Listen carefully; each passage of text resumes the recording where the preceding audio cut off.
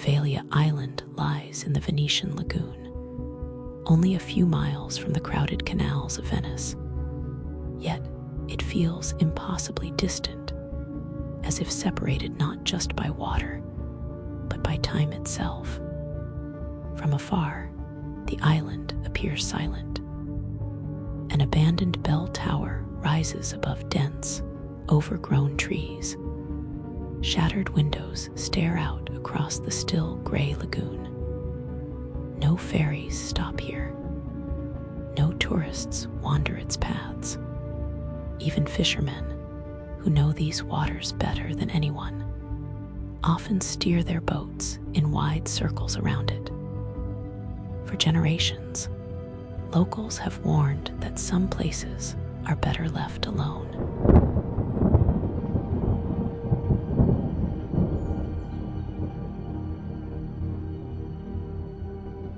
The island's dark reputation began centuries ago, during one of the most terrifying periods in European history. When waves of plague swept through the region, Venice became desperate to protect itself. Ships approaching the city were intercepted and diverted to quarantine islands, and Poveglia became one of the most feared among them. Anyone suspected of illness was forced ashore. Some were already sick. Others showed only minor symptoms, or none at all. But once they were brought to Poveglia, they rarely left. Families were separated. The infected were confined among temporary shelters and crumbling structures, surrounded by the sound of coughing, the smell of smoke, and the constant presence of death. Historical records describe fires that burned day and night to dispose of bodies. The smoke drifted across the lagoon, sometimes visible from Venice itself, a dark reminder of what was happening on the island. Over time, thousands upon thousands died there. Some historians believe the number may have exceeded 100,000. It is said that even today, much of the soil on Poveglia is not entirely soil at all, but a mixture of earth, ash, and fragments of human bone. As the centuries passed and the plague faded into history, the island was gradually abandoned. Wind and salt air eroded the buildings. Vegetation spread through courtyards and hallways. For a time, it seemed that Poveglia might simply become another forgotten ruin in the lagoon. But in the early 20th century, the island was given a new purpose. A psychiatric hospital was established within the old structures, its wards overlooking the same waters where plague ships had once anchored. Patients arrived by boat, stepping onto a shore already steeped in tragedy, though many of them may not have known the full history of the place. At first, the hospital operated much like any other institution of its era, but stories soon began to circulate. Patients claimed they heard whispers echoing through the halls late at night. Faint voices carried on drafts that moved through locked rooms. Some reported seeing figures standing at the ends of corridors, shapes that vanished when approached. Others spoke of shadows gathering in corners where the light never seemed to reach. Nurses and attendants reportedly began to feel uneasy as well. Several accounts describe the constant sensation of being watched, even when the wards were empty. Footsteps were heard on staircases long after lights had been extinguished. Doors were found open that had been locked only hours earlier. And always, there was the bell tower, looming above the complex, its interior dark and rarely visited. One of the most enduring legends from this period concerns a doctor who worked at the hospital. According to the story, he became increasingly disturbed over time. Colleagues noticed changes in his behavior.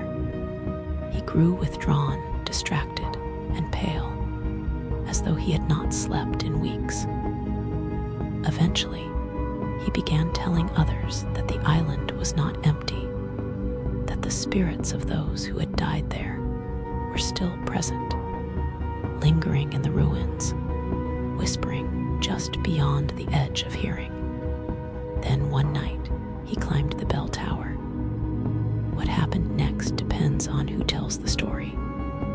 The most common version says he threw himself from the top, unable to endure what he believed was closing in around him. Another version claims he survived the fall for a short time, whispering that something had pushed him, or that something was waiting below. Not long after, the hospital closed. The buildings were abandoned once more, left to decay under the sun, wind, and salt air. Roofs collapsed, windows shattered. Ivy and moss spread across walls that had once echoed with voices and footsteps. The bell tower still stands silent, its shadow stretching across the broken grounds at sunset.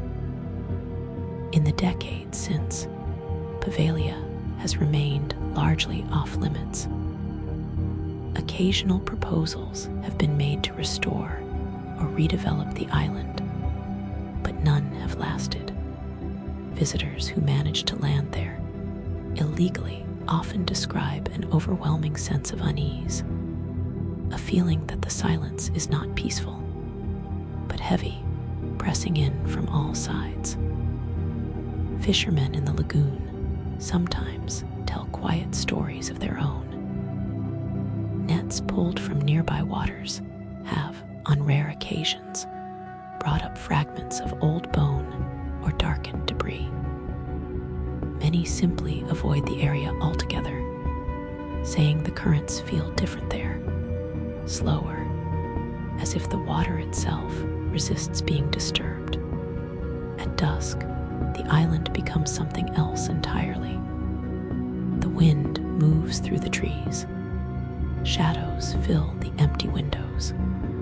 The bell tower stands against the fading light, its dark openings like watchful eyes. And in that moment, with the lagoon growing still and the last sounds of distant boats fading away, it becomes easy to imagine the past lingering there, layered upon itself, century after century. Because places like Poveglia are not just locations on a map. They are memories. They are tragedies. They are echoes that never fully fade. And if you were standing on a boat, drifting silently just offshore, watching the ruins disappear into darkness, you might begin to feel it too. The sense that the island is not empty, that the silence is not natural, and that somewhere in the darkness between the trees and the broken walls, something is still there, waiting, listening.